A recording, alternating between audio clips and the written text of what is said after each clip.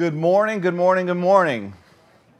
It is a blessing to see you all here this morning, to be able to worship the Lord with you. I want to start off this morning by asking a question. I want you to think about it. Now, before I ask the question, let me kind of share with you. If you've been around the church for a while, you've heard this, but let me just kind of remind you. There was a Sunday school teacher. She gathered up all the little ones. She said, "Boys and girls, the question for you. What lives in the forest, climbs trees, has a bushy tail, and loves to eat nuts?" Little Johnny raises his hand tentatively, nobody else. And she says, "Yes, Johnny." And Johnny says, "Well, sounds like a squirrel, but I'll say Jesus." Because, of course, he's always the answer. This is not one of those questions. Seriously, here's my question. Who has authority over your life? Now, this one takes some thought, because I know you're biased. You're in the church, right? Jesus. If that was completely true, by the way, then you wouldn't need to be here. I wouldn't need to be here. Who has authority over your life? And I'm asking this up front. I'm going to give you, because I want you actually to process. I want you to actually think about this question. Now, if you were to go to a dictionary, you would look up authority, you might find a definition similar to this. It's the power or right to give orders, make decisions, and enforce obedience. Second definition may be an accepted source of information or advice. There's certain folks who speak authoritatively, right? You might say Tiger Woods speaks authoritatively on golfing, right? You may say for a little 5-year-old, their parents are the authority in their life. Came across this, I love this. First of all, it gave the definition of power. Power is defined as the ability to influence somebody to do something he or she would not have normally done. That's power. When I can influence you, I can get you to do something that you may not have wanted to do or thought you were going to do. Authority, on the flip side of that, refers to a claim of legitimacy, the justification, and the right to exercise that power. Right? I have the power to get my kids to eat their vegetables sometimes. And I claim myself as an authority, as their parent, because I have a certain claim of legitimacy as their parent, a justification, and the right to exercise that power, that they not just eat the snack food that they would like to eat, but they eat their vegetables. Now, with that in mind, again, who has the authority over your life? Who legitimately can influence power over your life, to influence your life? More importantly, why? Now, I'd like you to kind of work on that, wrestle over that, especially those of you who are processors. I'm giving you time. Process. While you do that, I'd like to go to the book of Mark. If you open your Bibles, if you brought one, to the book of Mark. If you didn't, a couple options. Just listen along, that's fine. Trust me, that's always tentative, but you're welcome to do that. Second thing is in front of you, seat in front of you, there is a Bible. You can just grab one of those, and it's page 707 if you grab one of those Bibles. If you brought your own Bible, 707 probably won't help you. But if you grab one of the Bibles in front of you in the seat down low, it's page 707. We're in the book of Mark. This is a letter that Mark wrote after hearing over and over the sermons of Peter, who actually walked and talked and lived with Jesus. We already started this book. We found out, Mark kind of tipped his hand, kind of like a movie where you kind of know before everybody else in the movie what's going on and who the character is. Mark tells us this is the Messiah. But he comes very unexpectedly, in an unexpected way. And then last week, right, this Messiah chooses unexpected followers, which explains why some of us are in this room, right? He wasn't a cream of the crop kind of guy. He was like a, Kind of like the Statue of Liberty. Send me all your leftovers. I'll take them. That's kind of how Jesus was. And we pick up from there in verse 21. I'm sorry if you're offended to be called a leftover. You're in good company. Verse 21 of chapter 1. It says, they went to Capernaum. Now, Capernaum is on the Sea of Galilee, so they went specifically to the city of Capernaum. And when the Sabbath came, Jesus went to the synagogue and he began to teach. The people were amazed at his teaching, because he taught them as one who had authority, not as the teachers of the law. Just then a man in their synagogue who was possessed by an evil spirit cried out, "What do you want with us, Jesus of Nazareth? Have you come to destroy us? I know who you are, the Holy One of God." "Be quiet," said Jesus sternly. "Come out of him." The evil spirit shook the man violently and came out of him with a shriek. The people were all so amazed that they asked each other, "What is this? A new teaching and with authority. He even gives orders to evil spirits and they obey him." News about him spread quickly over the whole region of Galilee. Continuing in verse 29. As soon as they left the synagogue, they went with James and John to the home of Simon and Andrew. Simon's mother-in-law was in bed with a fever, and they told Jesus about her. So he went to her. He took her hand and helped her up. The fever left her, and she began to wait on them. That evening, after sunset, the people brought to Jesus all the sick and demon-possessed. The whole town gathered at the door, and Jesus healed many who had various diseases. He also drove out many demons. But he would not let the demons speak because they knew who he was. Here, Mark tells us, after saying, remember, the calling these 4 disciples as he was walking down the shoreline of the Sea of Galilee. He moves us generally from this sea to specifically to the town of Capernaum. And all the events that we just read about happen on a single day, on a Sabbath day. For the Jews, the Sabbath, their holy day, the day starts actually at sunset. So Friday night when the sun sets, the Sabbath has begun. And you spend that with your family. Then the next morning, Saturday morning, that's when you gather together and you worship together with others in the community. And then, like every good worshiping person does, when service is over, you go have a meal together, right? And that's what they would do. They'd go to homes and they'd have a meal together and they'd celebrate until the sun set, and then the Sabbath was over. They enter, because it's the Sabbath, in order to worship, the local synagogue. In the first century now, most synagogues were community centers. They were much more than just a place of worship. They were a place also of prayer and study. And often when visiting teachers were present, synagogue leaders would invite them to lecture, would invite them to speak, especially on the Sabbath. Obviously, Jesus was a recognized teacher, a recognized rabbi at this time. And as he comes into this relatively small town, Capernaum is not an unknown seaport village. Is actually quite influential and relatively prosperous. It's not like the major cities of Rome and such forth, and Jerusalem itself, but it holds its own. But this speaker who comes, this teacher who comes, is obviously known of, and he's welcome to come in and asked to teach. Now, many local teachers in these small villages and towns were scribes.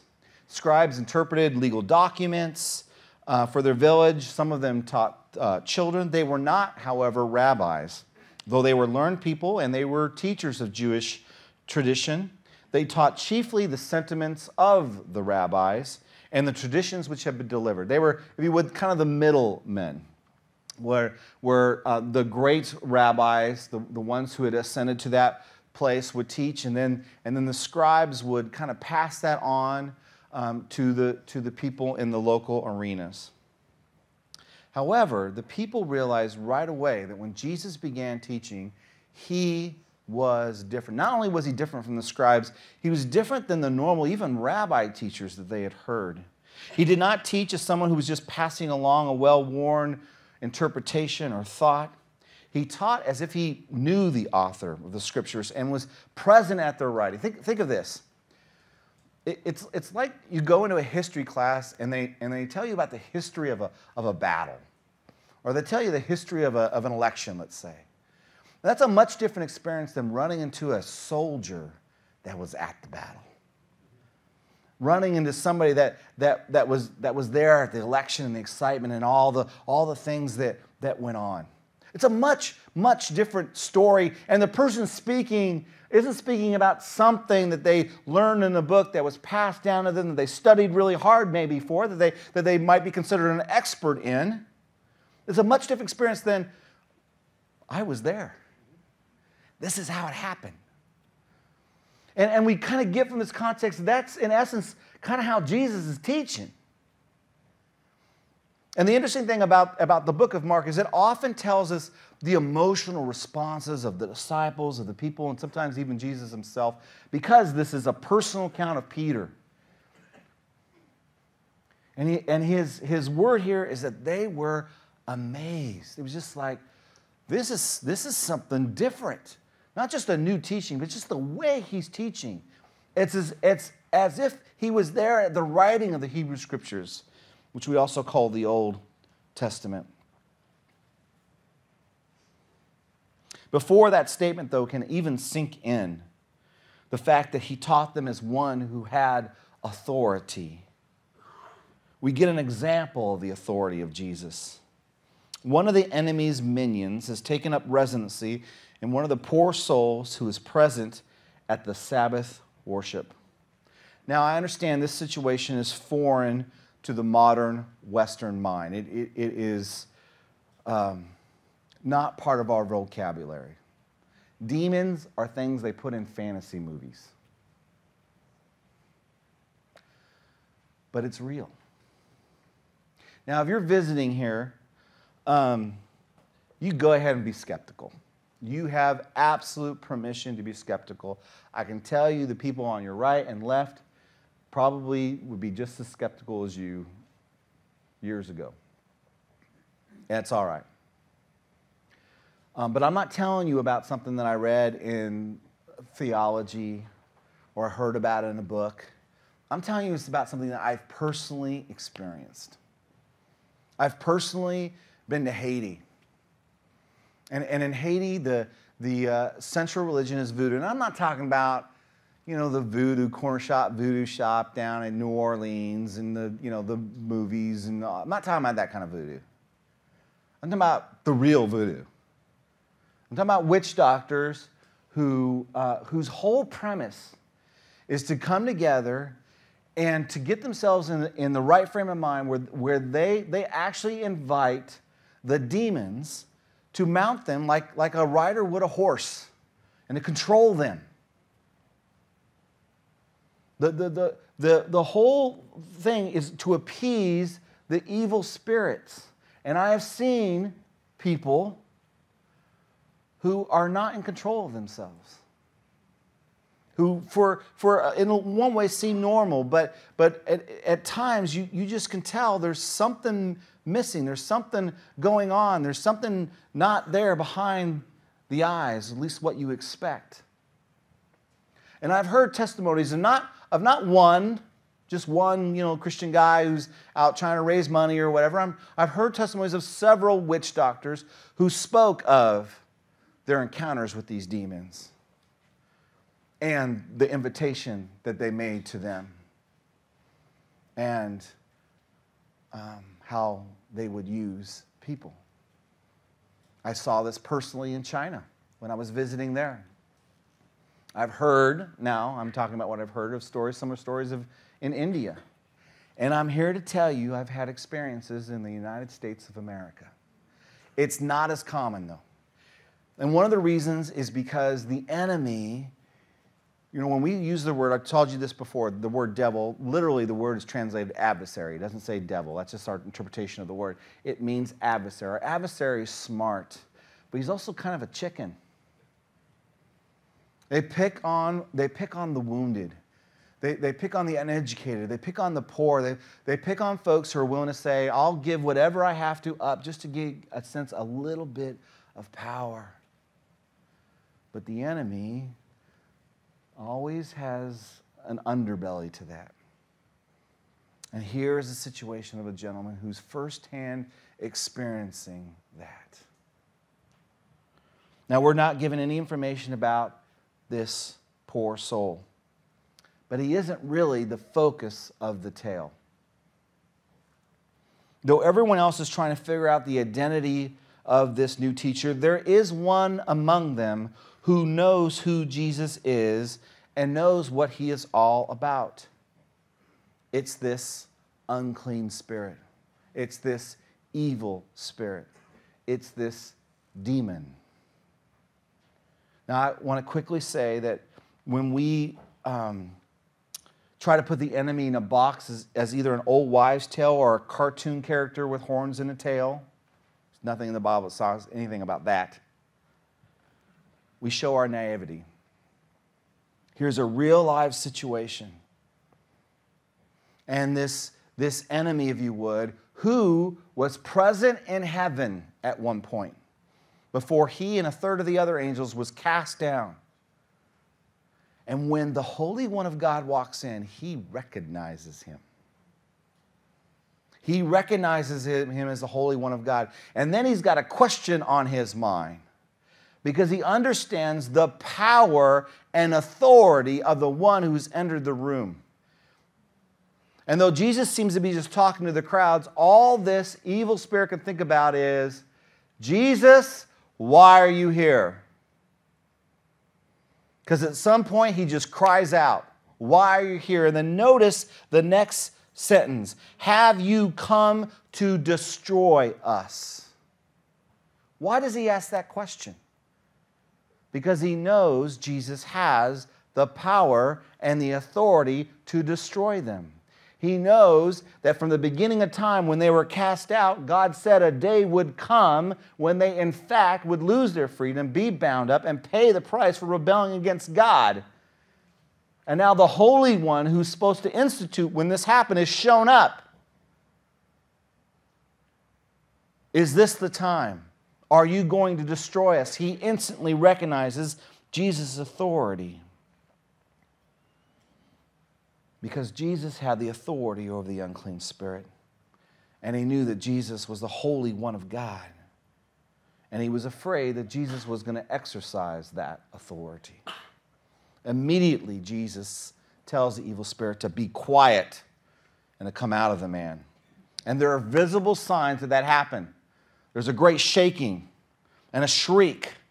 And the evil spirit obeyed. That's authority. He would not have otherwise. Now think about this. Where did this happen? In a place of worship. This man came into our version of a church. He wasn't afraid of its people. He wasn't afraid of its spiritual leader. But when he saw Jesus, that was a different story. That was a different story. And he had to obey. And notice that instantly the people's response is two things. They link Jesus' teaching and his power. They see evidence of his authority in both his teaching and the power. They say, what is this authoritative teaching? Even the evil spirits obey. Look at this authority. However, the day is not done. Mark continues to talk about the Sabbath day as they move from a synagogue to a home. They go to the home of Peter and Andrew, who were brothers. Now, this was most likely the home of their parents because both Peter and Andrew were living there. We know from this text that because Peter's mother-in-law was sick, Peter was married. His mother-in-law was sick in bed. And normally what would happen is after they worshiped, they would go to the home and the leading women of the household would serve, and they would serve as hostesses. It was their right. It was the cultural expectation. And even today, in most of the world, hospitality is huge. And in the little that folks have, when guests come over, is always served with grandeur and with great respect. And I'm not sure exactly what happens here. It doesn't give us too much context, but it wouldn't be a stretch of the imagination just by knowing the way cultures work that when Jesus got there and they began to organize everything, somebody gracefully said, Jesus, please forgive, Peter's mother-in-law. She would love to be out here serving, but she can't. She's in the back with fever. What the text does tell us is that Jesus goes in to see her. He kindly takes her hand and he helps her up. Doesn't give us a word that he spoke. Doesn't even say that she understood the intention, but he kindly does this. And when she did get up, at that moment, the fever leaves her. Now, there's an evidence that we could easily miss this. Okay, in our modern society, it says after that she got up and served Jesus. And we want to go, what's she doing serving that man? Right? What's up with that? That's not the point. The point of the text is that she was completely healed, and so she was able to go about, at that moment, her full duty as a hostess. I don't know about you, but often when I get sick and I'm getting better and I can go back to work, there's still lingering effects. There's still a little lack of energy because I've been sick for so long. This statement that she went back to serve means it was it. It was gone. There was nothing left.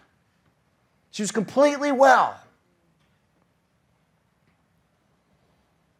And Mark gives us a statement in verse 28, before actually they go to the house, that word about him spreads quickly over all of Galilee. If you would think, there's the city of Santa Clara and then there's the county of Santa Clara. We're in the city of Capernaum. When it says word spread throughout Galilee, that's like the county, that whole region. And that's the statement that goes beyond this single day. But being the community that it is, what did happen on that day is that what happened in the morning spread throughout the whole town. Now, I already told you that on the Sabbath, it was by God's command not right for a Jew to work. That's why they worshiped on the Sabbath. They did no work. Healing was actually considered work by the religious leaders, not by the Bible. And so the people went about their worship, but as soon as the sun set, the people start showing up because the Sabbath is over. And they inundate this little home because they're hoping that what Jesus has done now for two individuals, he will do for the people. And it's one thing to say, maybe it was sleight of hand, maybe he was just lucky, maybe it didn't really happen with this person and this person, but then the masses show up. And we get a look at Jesus' power as he heals many people who are sick, as he heals many, or he drives out many demons. He shows that he has the power and authority over both various diseases as well as over the demons over and over and over again. In essence, when you look at this whole section, verses 21 through 34, the snapshot that Mark gives us is that he shows that Jesus' authoritative power authenticated his authoritative teaching. This is in your notes there. Jesus' authoritative power authenticated his authoritative teaching. See, we live in an advertising-driven world. What we know, probably more than anyone of all time, is that anyone can make a website and claim anything. Right? They can even on their website put 25 positive 5-star reviews of how great they are. Seemingly from all over the country. Anyone can. It's nothing. This idea of a new teaching, authoritative teaching, so what? So what? But what Mark shows us is, yes, this is a new teaching. Yes, he teaches different than most people teach. But there is a difference. The difference is that he's backed up his teaching with the unique authoritative power. It's one thing to claim to be speaking on God's behalf, or to be speaking, which we'll find out later, as God himself. It's another thing to authenticate that because you only have the power that God himself would have. And that's exactly the link that we see here. Don't believe Jesus' authoritative teaching alone. Link that with his authoritative power. Because listen to me, okay? Let's be honest here. If it was just about a new idea and a great teaching, this would not separate Jesus from any other great religious leader or political leader, for that matter, in the world over history. We could do a trading card version of men and women who have come that have had new, really good ideas, spiritual ideas of way we should live. And if Jesus was just another one of them, you might as well just make, if you would, a trading card deck full of them, right? Shuffle it up, pick one, and follow that guy or gal. Because opinions are, you know what they're worth. But what's different than this deck of cards that the world likes to offer and that they deal up is that this one did what only a divinity could do. He did it not once or twice. He did it over and over and over again in historically accurate ways. I could take you today and show you this synagogue in Capernaum. It's there, right where they said it would be, on the Sea of Galilee.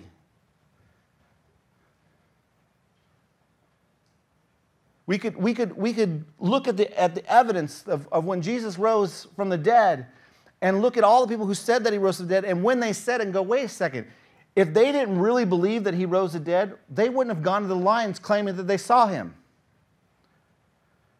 If these things didn't happen the way Mark said, he wrote in a time and age where people were still alive who could have said, wait, he was never in Capernaum. That never happened. Because there were witnesses still alive when this was written. But it was verifiable.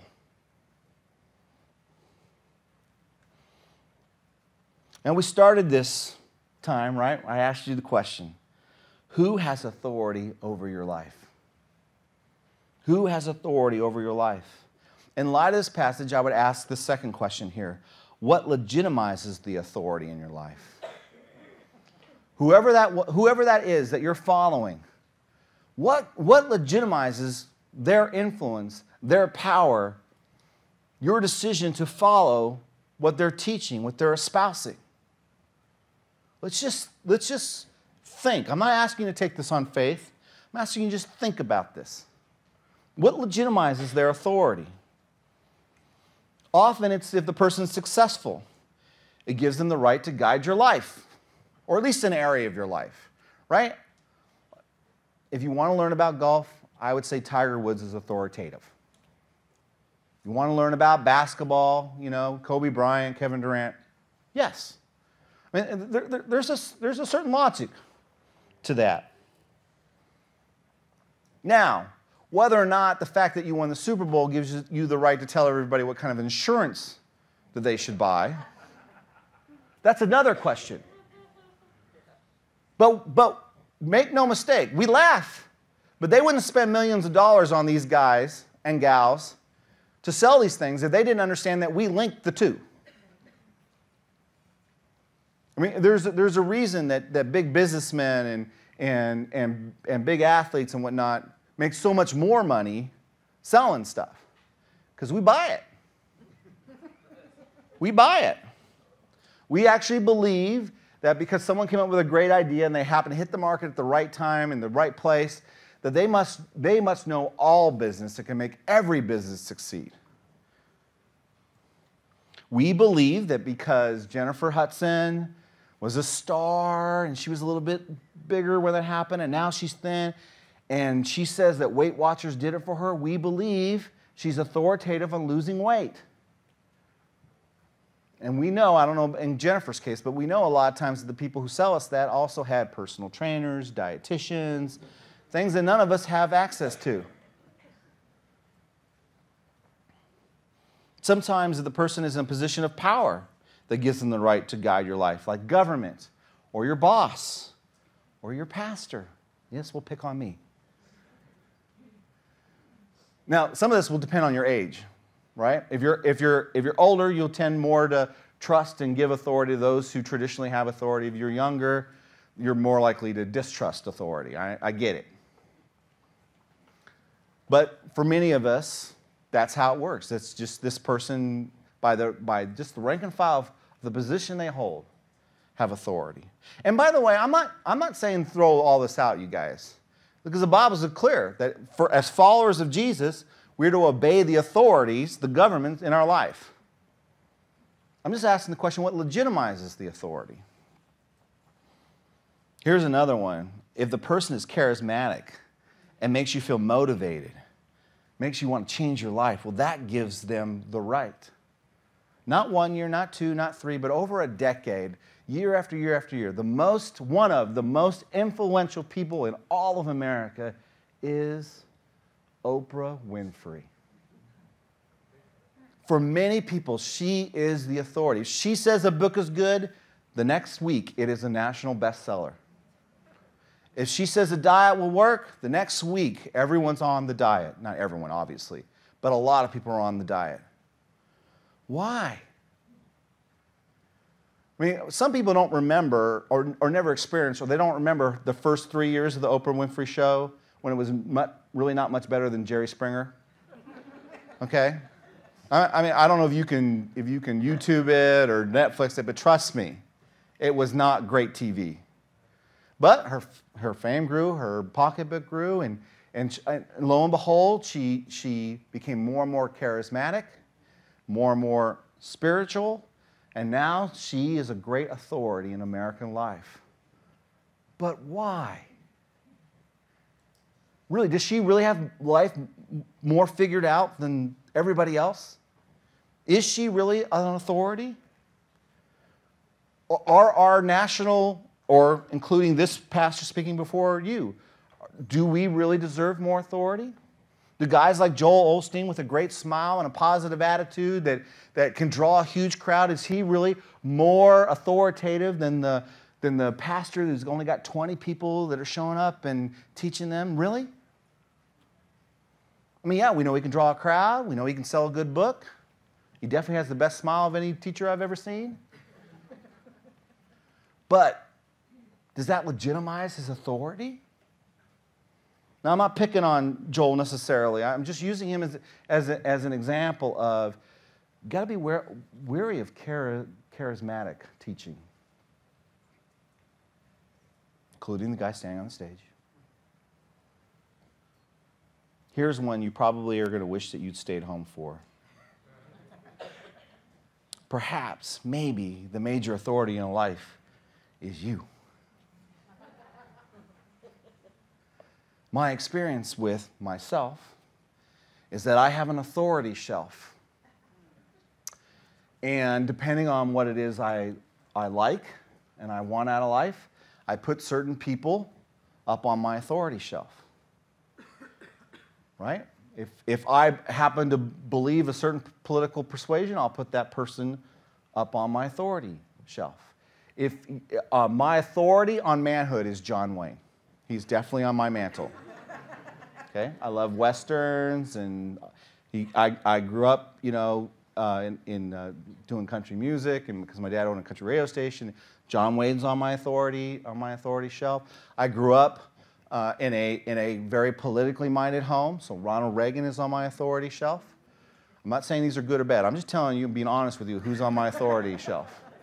Okay? I want to stay married for a long time, so my wife is up on my authority shelf.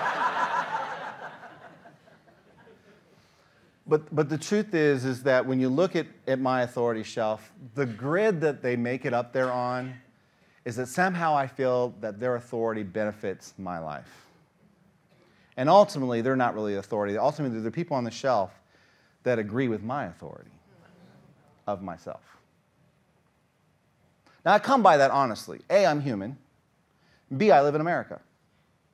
The self-made man and woman is the idealized American. I did it myself. I did it my way. Right? No one has the right to run my life but me. And though I'm wise to listen to the wisdom of others, ultimately I got to make the decision myself. Doesn't that sound good? Doesn't that sound right? Now, don't give me the Jesus answer. It's a squirrel, okay? I know it sounds Right? And by our flesh and our human, it is. But you got to ask the follow-up question. What legitimizes my decisions to live my life that way? And what you're going to find this, if you go behind all that, you know what you're going to find? These things up on that shelf make me feel good. What's the problem with that? That philosophy leads to addiction. It doesn't lead to health. That's what addiction is. Addiction is, I have found a drug, I have found a relationship, I have found a position of power or prestige that feeds me and makes me feel good. The only problem is now I can't live without it. And it never truly brings that contentment, the happiness, the fulfillment that I thought it was going to bring. So I'll ask you again, what legitimizes you as the authority of your life? Are you really doing that well? Because my experience is with most people in this room, if I've heard I've heard their story, if you've heard my story, one of the things that we all have in common is that we all can't manage our lives. Now, I'm not saying you're not sitting next to somebody who's, by the world standard, pretty successful. They have a healthy, relatively healthy family. They have a relatively healthy bank account. But it's a lot like our stars, right? They look good here, and then 2 weeks later, you get another view of their life, and it's in shambles. Because you know what? None of us have the power to manage our own lives. And anyone who does is showing you the one little segment that they are blessed in, that they have got right, that covers up the rest of their life.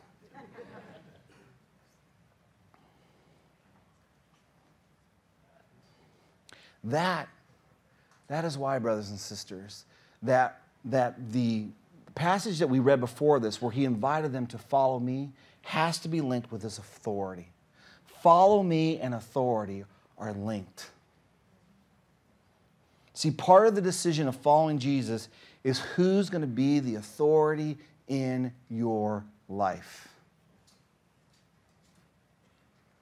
See, what Jesus is not, he's not another option on the shelf.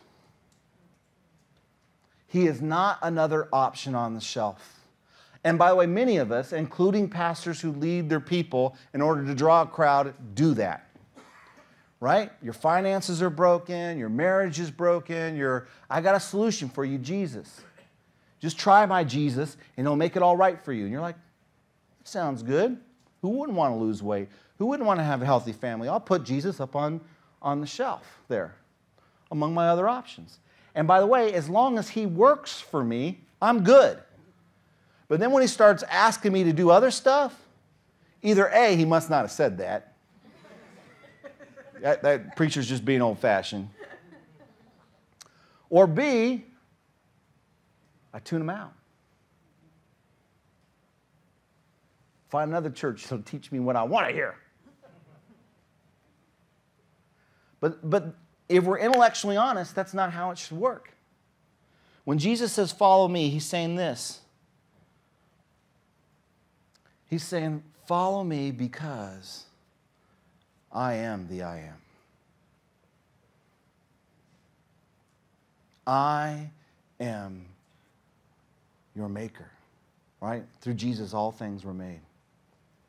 I am the one who loves you so much, I laid my life down for you.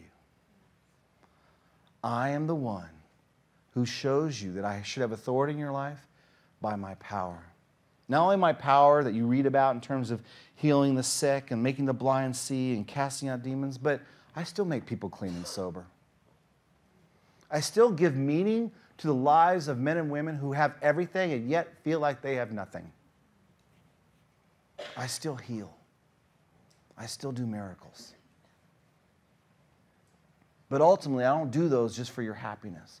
I do those so you understand. I have authority, rightful authority in your life. And when we choose to follow Jesus, we're choosing to stop asking the question, what's best for me? And we'll start saying, you know what?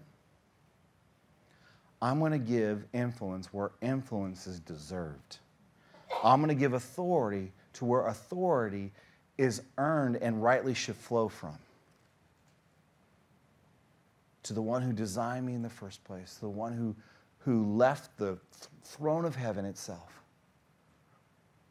and took on the form of a servant and died the most gruesome death that mankind could do, all so he could say, A, you're forgiven, and B, I love you.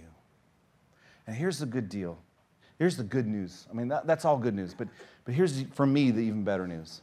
For those of you who are considering this, okay, listen to this. God will take a clenched fist. Now, let me explain what I mean by that. Like I said, we are human. And ultimately, we want it our way. And that's hardwired. You don't have to be in America for that, by the way. That's humanity hardwired. And Jesus didn't come just to say, as an example of what it means to live a good life. Jesus came because you and I can't live a good life. Because we don't have the power to do even what we know that we should do. And so what God says is this. He says, I understand you have a tight grip on your life, and you're like this. I'm not asking you to let go. All I'm asking you is saying, you know what? I'm willing for you to open up my hand. I know, it makes sense to me. I see in my heart of hearts, in my mind of minds, I understand that you should be the authority and not me. But I can't seem to let go, so I'll just give you my clenched fist. That's the whole reason Jesus came. Because nobody goes, oh, really? Okay. Right? I mean, come on. When was the last time someone said you should eat healthy, you should exercise right, you should save? And you're like, oh, now that I know that, I'll just do that.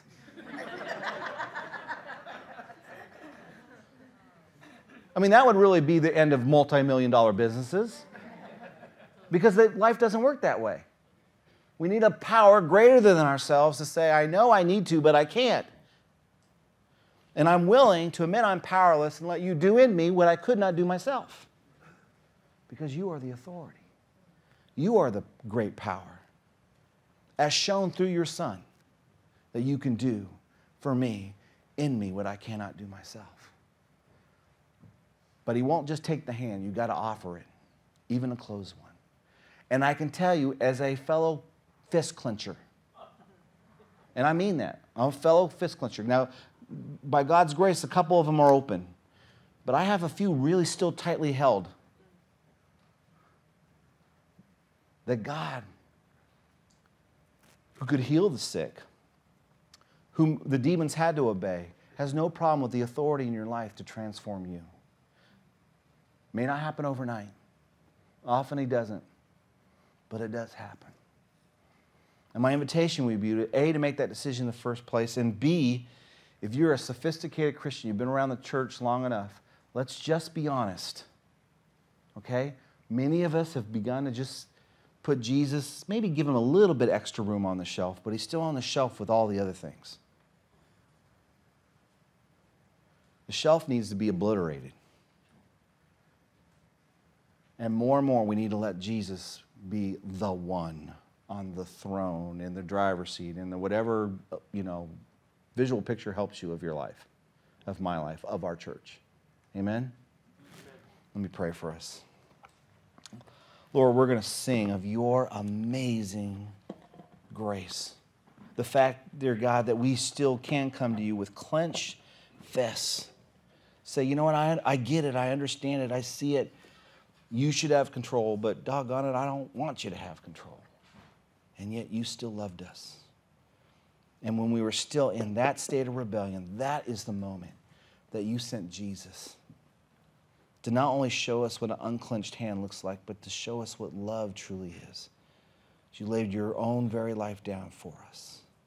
Thank you for that grace. Thank you for that love.